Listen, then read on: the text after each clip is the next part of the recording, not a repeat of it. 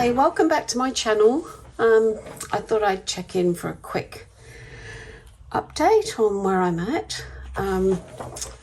Yeah, I've been to Japan to see my grandchildren for 2 weeks and have come back to quite a few debts, some of which I haven't created and some of which I have done some things that I needed to research a bit more, and it's led to me overspending. So I wanted to come back to March's check-in. I will zoom in a little bit, but I think I left you somewhere around here, and it was quite a spendy fortnight, and I'd sold a few things. I'd earned a bit of extra money doing some martial art training and running a class. You'll have to excuse me, I'm going to try and cut out the coughs, so I might sound a bit croaky, but I've come back from Japan with a quite nasty asthma cough, which I'm just out of steroids this morning for, so I'm a bit croaky. I've worked from home today, so if I have got something other than a wheezy cough, I don't give it to my colleagues. I work in older person service for mental health, and yeah, we work with quite a number of vulnerable people, so I felt I could go in with masked up and get my stuff from my desk and charge everything up, and I've done a catch up of all the emails and things that you do when you had a fortnight off. Anyway, during the lead up to my going overseas, I only had 4 no spend days. That was because I had to pay a few bills, and I was really confused about this one, but I've sussed it out. So over this side, you'll see that London is where I've come unstuck. So I bought a hotel room on a destinations.com website. If you're going to use it, please make sure that you change the currency. So we spend New Zealand dollars here. On every single other site I've ever booked a hotel on, you are told it is NZ dollars. I didn't read the small print at the end of the scrolling down to the bottom to the white letters that were very tiny on a black background saying all charges unless stated will be US dollars. So the hotel room cost me $723.57, and it's a basic room with no breakfast in London, which if I'd booked it through the site of the hotel would have cost me less than $500 with breakfast. However, I went to my credit card provider and said, not sure what this is about. They also found another charge on my card same day from a hotel, adding some charges to this. They said that this was a fraudulent payment. So I went ahead and booked my hotel because I needed the hotel through booking.com, and I couldn't afford the extra $150 they wanted for flexible booking. Whilst I was in Japan, my credit card then reinstated this payment, which I've emailed them, and they can't actually find this booking on destinations.com. When you ask to speak to a real person, they put you through to another bot that takes you to a credit card payment site to talk to a real person, which was going to be $70 US monthly unless you cancelled it. Anyway, in the end, I've emailed them on an email that I eventually found on the site to say, what's going on? Why is your bot taking me to a site that pays? Why is your bot not letting me email you? And why is it so hard to A, find information on your site, and B, find a person to speak to about this charge? Anyway, I've decided to put it out there to the Lord and pray on it and hope that something happens. What I've also done is I've emailed the hotel directly and asked if they've received all this money from my credit card for my room, and asked if they have, would they consider upgrading me and at least giving me breakfast for the $12,000 and odd dollars that I'm paying. This extra bit here, this is a shuttle from London Heathrow to the hotel, which is really good. It's like 75 miles or something to the hotel. So I thought that was really good. Again, on booking.com. We'll highly recommend that you stick with booking.com. You do not go into the searches, which gives you the best deals, because this reservations.com came up on the best deals, and because it was in US dollars is why it was the best deal. However, it turned into a terrible deal. Anyway, I'll move on. I had a fabulous time with my grandchildren in Japan. If you follow me on Facebook, I am going to put some pictures up of my trips around Japan. My friend came with me. She got a cold in the first week. That's where I think I caught this cough in the second week. But oh my goodness, we walked and walked and walked. We spent loads of quality time with the grandchildren. She slept on a futon for the first time. She was worried and she said she didn't sleep. And she went home to her bed last night and slept like a dream. Yeah. So anyway, going back to my March, it was a very big spend out. I ended up not including the hotels. This hotel booking's in the debt. I've included it next month. But basically my debt was a rollover from the previous month of 2,168. And it reduced to 1,496.27. And so my debt to myself was 2,043 the previous month, and in March came down to that. So last month, as well as paying all these extra bits and pieces for my nursing registration, which wasn't budgeted, for parking, which wasn't budgeted, I had to go on the lotto, didn't win anything, but wasn't budgeted. I had an x-ray for my foot, and the rental company that I'm going through for my house rental charged me $172.50 for doing a healthy home certificate. And what I received, which was great, was a credit back of $172.50. So they've obviously found the healthy home certificate for my home, so I didn't have to pay for a new one. My side hustles was $990.27, which was great, and that's what helped bring that down to now 1,496. I've written a few things down here about counselling policies, which I think I've talked about. Anyway, so I've budgeted for my UK trip $10,000. I've paid for my flights so far, and I'll probably include that hotel in there because it wasn't included in there. And I've got a 10,000 renovation budget still going. My builder didn't turn up this morning because he said he was finishing another job. He didn't think he'd be able to book it in later in the week because we're expecting heavy rain for the first week of the school holidays. And today was a glorious day, and tomorrow will be a glorious day, and my roof will not be replaced on my garage until the next glorious weather.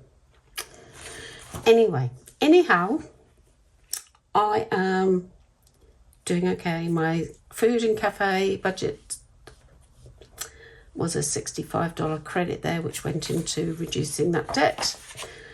I need to do my tracker. I know it's the second month I haven't done it, but I need to do it.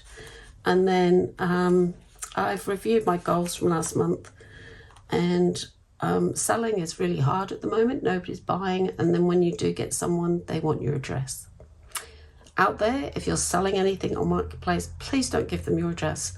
Tell them they can meet you at any supermarket, cafe, or DIY seller, and basically they disappear because all they want is your address.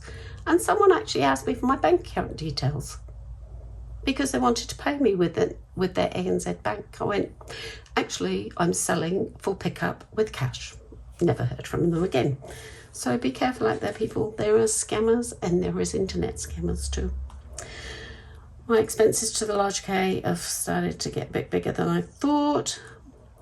And getting house rented out, costly. Hope to get someone before I leave. So actually it's not as costly as I think because they've refunded me. Right, so my goals for this month is to sell what I can. So I'm going to leave my listings on Marketplace. I'm possibly going to put some of them over to Trade Me and Pay, which is a New Zealand site. So my motorbike stuff I might put on Trade Me and pay for it to be sold. Because I don't think I'm going to ride a motorbike again. I'd love to, Really love to. But the roads in New Zealand are terrible, and the drivers are, you know, they don't look twice. Yeah. So my next goal will be keeping on track of the overpayments. So I'm never going to do what I did. I've learned a big lesson from that. So thank you, Lord, for giving me that lesson. And I've spent too much, so I'm going to really try and pack the house down, sort out, give away, and list things again. It's from there. And then I've been watching people's YouTube channels that I've been watching for a long time, and I've started to make comments on YouTubers because I think it's nice to give them some feedback, how well they're doing. And also, I just like praising people. And I didn't film as much of a vlog as I wanted to while I was away. I did film my goals. And I'm going to put together a little vlog of a few little snippets of bits I did film. So yeah, so to fill it, I'm going to fill it YouTube with friends, crafting and gratitude. That's what I'm going to do this month. So this looks pretty good for the beginning of April. However, in Japan, I was overspent by $1,081.64. My son was supposed to pay me back a bit of the money, which he couldn't. So he paid me a little bit back, so I had to use my own money, which was okay. It is what it is. So I've been paid, mortgage has gone out, the phone has gone out, the boxes to the UK have gone, and don't talk to me about that. It's become a nightmare of trying to convince the government of England that I am coming to England to live for a year. They don't believe me. They think I'm an importer. Anyway, I'm going to sort it out when I get to England because I'll have a bank account. I returned to New Zealand on Saturday. I didn't. I returned to New Zealand on Sunday. But anyway, my spend in Japan was there. On Sunday, I did some groceries, but it came out today. So I spent $72.56 on groceries from this wages. So I'll be underspent on that. And the cafe, I haven't been out to the cafe yet, and I'll try not to. So the $150 plus $130 will go into paying this overspend in Japan. And then today, listening to the radio on the way back from work while I collected my things, a advert came up to say that my local garage, literally down the road at the end of my street, had a disco day, and I filled up my car to the brim, and it cost me $93.27. And if you've been following me for the last few months, you'll know that my petrol bill has been really overspent. So I'm really happy about that. London, I've put the boxes in, so that's got to be accounted for. Japan is a debt that I've put in. These are some of the bits I got back. I'll talk about that in a minute. So in here we've got the debt that came from last month. We've got the London debt and the Japan debt. Now I know I've got a 10,000 budget for the going to England to live with my mum for a year, but that wasn't supposed to be like that. So I'm going to try and bring it down a bit as I can. So with that said, I got home yesterday and sat down and did all my numbers, and I decided that every single challenge that I've been doing, all my emergency fund will be taken out and put back to this debt. So after doing that, I've put an additional funds of $1,827.75 into my bank account from those pockets. My games folder, I'd already emptied the eating out to go overseas. I emptied this one, which was my 30 days. I emptied this one, which was my $5 savings. I emptied this one, which was down to about here. And I emptied this one. I also magnetized it. So if you can see, I put a magnet sheet on the back here and then put two magnets together so I can now move the magnet around. I then decided that I'll leave $40 in there, and I didn't touch my birthday fund because I just couldn't do it. This money here all came out of my challenges that I do in this binder. Maybe 6 months, so 8 months of savings, bits and bobs. I wouldn't have had this.